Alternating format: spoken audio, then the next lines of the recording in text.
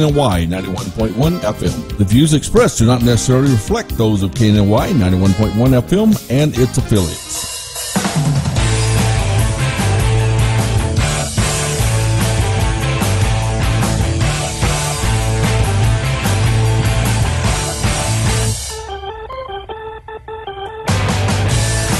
Hey, welcome back to the Daily Buzz Radio Show. It is Wednesday. My name's Sidney Young. I am your host, along with my co-host, Tressa McLean. Good morning, guys. Tressa, guess what? What? We got a full studio today, don't we? We do. We're going to talk about veterans. We're going to talk about dancing. We're going to talk about music, football. It's an all men's theme today. I don't know how you snuck in here. What? Huh? Football. It's not all men, okay? Oh, okay, not all. Excuse Close me. enough. Sorry, excuse me. The Daily Buzz Radio Show.com. Trust you missing your cues, man. I know. 91.1 FM. The boss. Man, I'm telling you, she's doing good. We're also on Facebook Live, YouTube Live, Instagram, all the different live social media outlets we are featured on as well, correct? We're going live on everything right now. Everything. And she's creating more stuff. Anything and everything, yes. And there's always more to come. Tress is always creating. I love about her. She's a creator of a creating, right? Does that make sense? Okay. I try. Hey, we're going to talk about someone who we're getting ready to bring on here right now. He's Terry Weaver with VEL, V-E-L Institute. Mr. Weaver, talk to us. Tell us about VEL Institute. Hey, thanks for having me on. I'm excited to be here. We started VEL Institute back in 2014 as a way to continue to serve. It was started by veterans who wanted to continue to serve. And we're doing a lot in the community with the community. It's a collaborative organization. We include veterans and entrepreneurs, and we hold programs for those three groups of people to help grow their capacity. So we teach them how to start businesses. We teach them how to become better leaders. We have a personal growth course. It's really neat what's going on. And Tressa, did you know Terry's also a veteran? Yes, we got to talk a little bit earlier. Did you? And you served in Iraq. I spent a little time in Iraq. Yep. You're a medic, correct? That's correct, yeah. Wow, that's a tough position to have. I really look back on the time and feel very fortunate about the time that I spent in Iraq away from our country, because there's an appreciation for what we have that I gained that I would never have had if I didn't go there. I attended a seminar that you put on a couple months back, and you had a slideshow going on of you doctoring up one of the Iraqis, actually, that had had a leg issue or something of that nature. Yeah, that was a special time. I think a lot of what people don't know, because the mainstream media doesn't show it, is all the good that happens in Iraq because of what we're doing there. I mean, hundreds of hospitals, hundreds of schools, hundreds of people being treated medically. That was a time that I got to go out and spend in an Iraqi village just helping people. And one of them had a nasty wound on his leg, and I got to serve him and help him. Wow, you know, that particular day I remember, because it was a day that we had a tragedy happen in our family.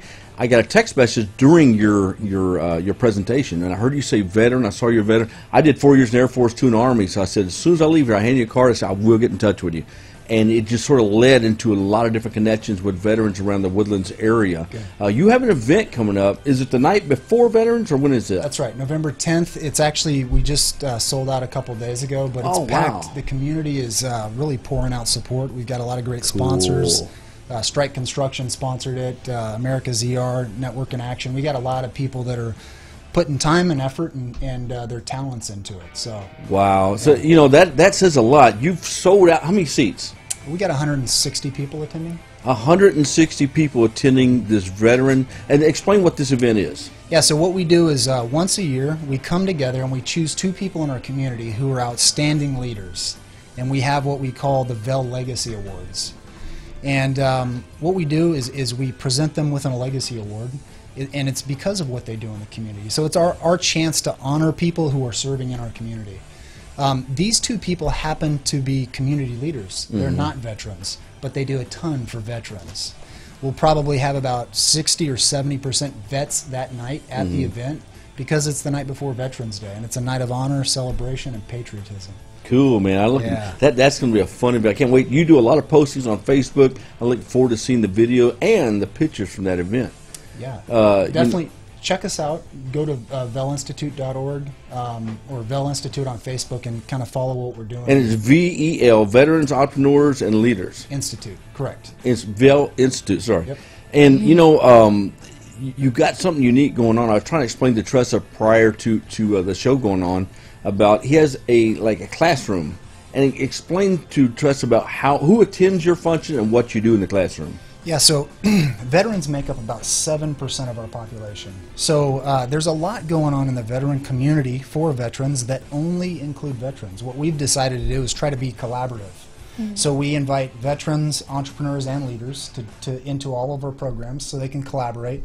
And we've got a business startup class. So we do that about 3 times a year. We teach people the fundamentals of business startup marketing and sales, legal structures, year 1 fundamentals, business basics. Give them the tools so they can run with them and start something. We also do a 7-week leadership development course. And we just explore the character traits of a leader. We go through material. And it's neat to see what happens in there because people have aha moments. Yeah. And this is life-changing stuff, you know, where they say, okay, that just clicked. For example, we had a person in our course recently say, I didn't know love was a verb. We were going through a book called The 7 Habits of Highly Effective People. And you hear love. And I've seen that. Yeah. I've actually read that. Yeah. Believe it or not, I can read. Sorry. She's looking at me like in disbelief. What? Did it have lots of pictures? Wait a minute. Yeah. Wow. So yeah, they realized that love was an action. It's not a feeling. Yeah. And that's pretty neat to see those breakthroughs. Well, love and compassion, but you know, and you know this, when you're dealing with human beings who've been through very extreme traumatic situations, and we all know it's PTSD or something of that nature, a lot of times you have that disconnect. Well, all the times in that particular situation, you have a disconnect with emotions and feelings, and you could see some really bad stuff, then go eat a cheeseburger. It doesn't bother you. I spent 10.5 years working night shift as a police officer, and I kind of went through that. Yeah. You kind of had to in order to mentally survive some of those situations. You face the same situations overseas, you know, where you have to bypass certain things in order to function for the next moment, so to speak, and survive. And when you come back here, the veterans try to adjust to regular society. They try to adjust to, you know, their wife, their kids, all this different stuff. It's a tough adjustment for a veteran just came back from a situation like that. You know, you guys step in, you help them start to learn to feel again, start to learn to become a human being. Learn, you just said it, learn to love, which is something very, very, very positive and something that they got to sort of readjust to. Because think about it, you know what, you were over there for several years and you're around all these brothers and you know, it's a different situation than when you get home. It really is. Yeah, absolutely. Yeah. And how do you guys help these people adjust like that? So I think it's a process. I think that anybody that spends time in a war zone comes back different, and they have to readjust. And sometimes it takes a year, sometimes it takes 6 months, sometimes it takes a lifetime. But the more you can integrate with your community and learn and develop and learn how to deal with emotions and feelings and the daily crud, you know what I mean? The daily crud. The daily crud. Yeah. Tressa, you got PTSD from the daily crud, don't you? That's right. You know, So I saw in one of the photos that was on your website that it was at the Lone Star College.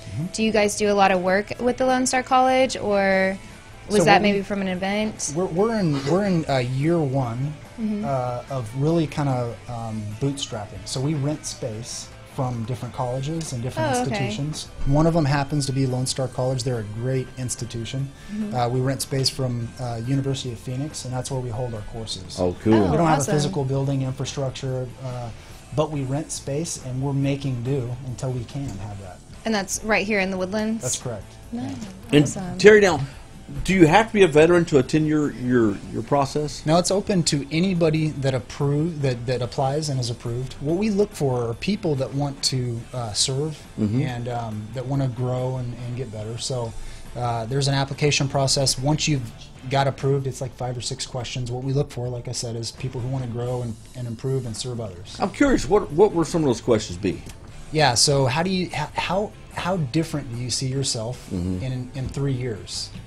And if somebody says, well, no different, I can't change, you really start to look at a fixed mindset versus a mindset of growth. And you know, we ask why questions. Why do you want to be a part of this program? We look for answers like, so I can become a better leader to serve others, versus I want to start a business so I can become a millionaire.